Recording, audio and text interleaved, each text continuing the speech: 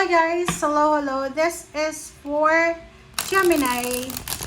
Gemini, welcome dito sa aking channel, Kapalaran 888. Welcome! Alamin natin, Gemini, kung anong messages, vibration, gabay, energy para sa inyong lahat. This is for the first week of March 2026.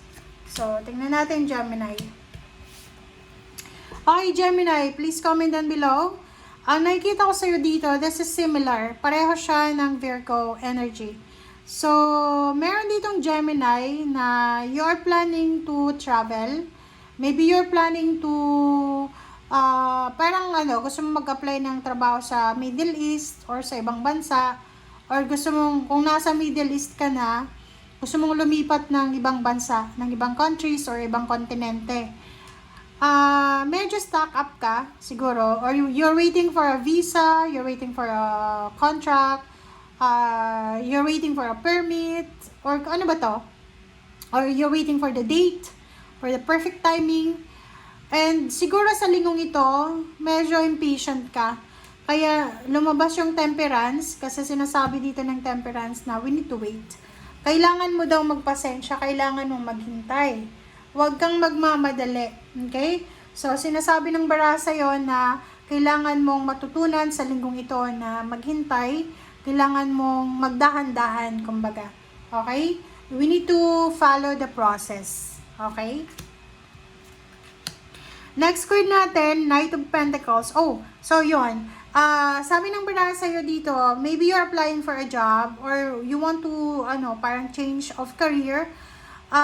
Sinasabi ng bara sa'yo dito na yung hinihintay mo ay pwedeng hindi pa siya dumating. Okay? Maybe pwede pa siyang maantala, so you need to be patient. But there's an opportunity, unexpected. So, yung offer na matatanggap mo, it's either job offer, love offer, or anything na offer siya, ito yung unexpected eh. Ito yung hindi mo hinihintay. So, sinasabi ng bara sa'yo dito na siguro while you're waiting for this one, pwede mong i-try muna siya. Alright? For the moment. Okay, so let's check. Just verify natin kung ano yung i-clarify lang natin. Okay, ano ba yung temperance mo? Oh. So, nakikita ko sa'yo dito na yon. If for example lang, sa linggong ito na medyo nawawalan ka ng focus, yung parang nagagalit ka, nagiging sensitive ka kasi ang tagal ang tagal ng proseso, ang tagal ng dokumento, ang tagal ng ganito, ganyan. Sinasabi sa'yo dito ng Four of Swords na kailangan nating maging peaceful. Okay? Ano yung ibig sabihin niya? Kailangan mong magpasensya. So, yung linggong ito ay parang sinasabi ng bara na kahit anong mangyari, kailangan mong kontrolin ang iyong sarili. Kailangan mong kontrolin ang iyong emotion, Gemini. Like for example, nasa government agencies ka, kumukuha ka ng NBI, kumukuha ka ng police clearance, kumukuha ka ng kung ano-ano, and marami kayong kumukuha. Syempre may pila. So, you need to be patient, okay? Pumila ka, and be patiently wait sa kung ano man yan na hinihintay mo.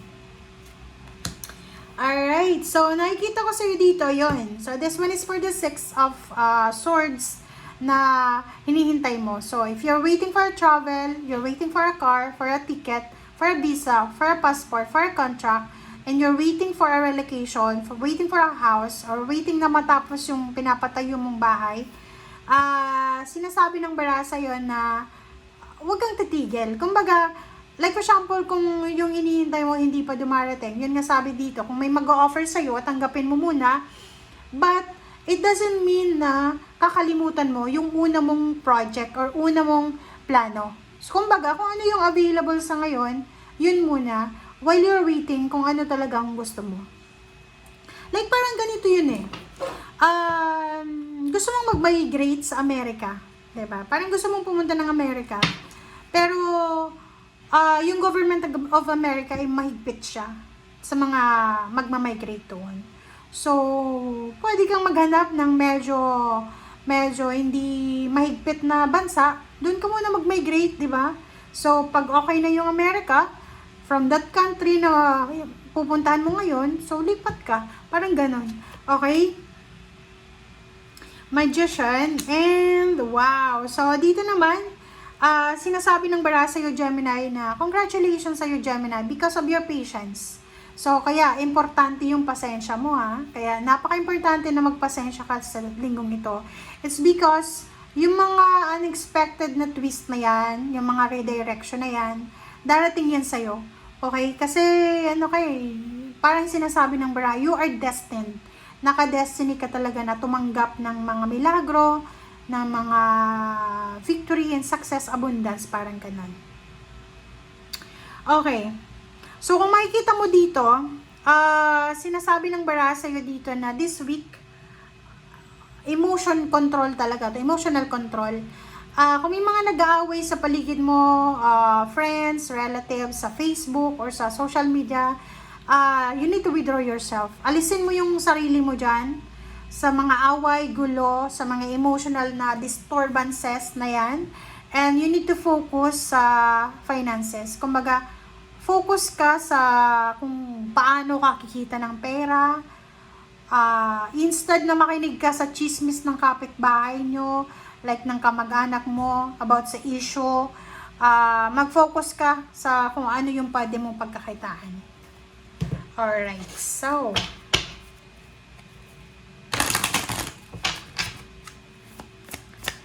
Gemini. Okay, so the thinking man. Ikaw ba yan? So, sinasabi ng bara sa'yo dito na if ever lang na medyo nagiging sensitive ka sa linggong ito, yung parang hindi ka mapakali eh. Ganun kasi yung Gemini eh. Medyo, sila, aggressive. So, for example, magiging aggressive ka sa linggong ito. Talagang gusto mo nang mag-travel sa linggong ito, lumipat ng bahay, ganyan, ganito. Sabi ng bara sa'yo dito, you need to find someone, someone na trusted mo, na pagkakatiwalaan mo siya.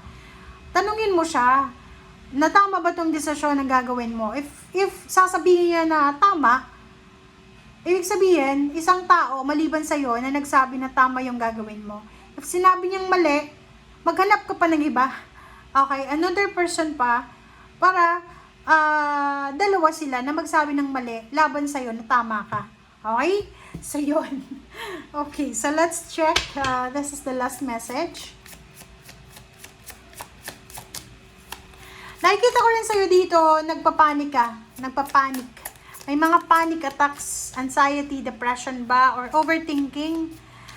Sinasabi ng bara sa'yo dito, you need to ask guidance, you need to pray. Okay? Ask Archangel Michael, Gabriel, Raphael, Archangel Metatron. Para sa mga, sa iba sa inyo na nagpapanik, nag-aalala. Minsan, di ba? Minsan nagpapanik ka sa mga bagay-bagay na hindi mo naman kontrolado eh. So, you need to slow down, you need to relax, you need to chill, you need to wait, you need to be patient. Okay, so yung last two cards natin dito, study, inspire, passion. So, sinasabi ng bara sa'yo dito na this week daw, okay, sa linggong ito, like for example lang, na hindi nangyari yung mga bagay-bagay na gusto mong mangyari sa linggong ito, sinasabi ng bara na this week is an opportunity daw na mag-set ka ng bagong goals, bagong plano, bagong motivation, inspiration, instead na mag-cling ka sa isang bagay na mahirap mangyari or unrealistic, parang ganon. Sinasabi ng bara sa atin na walang perfectong tao. Okay, this one is study. Walang perfecto daw na tao.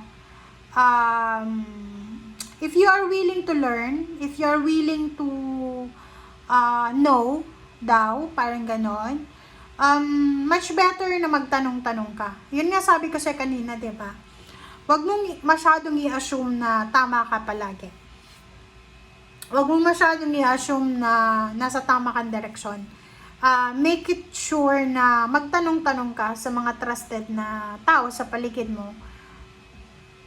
Hindi para maghanap ka ng taong i-blame pag nagkamali ka, but you need to, parang timbangin natin yung sitwasyon. And if ever na hindi ka makagawa ng desisyon because naguguluhan ka, i-stop mo muna. I-delay mo muna. Okay? Thank you guys. Bye!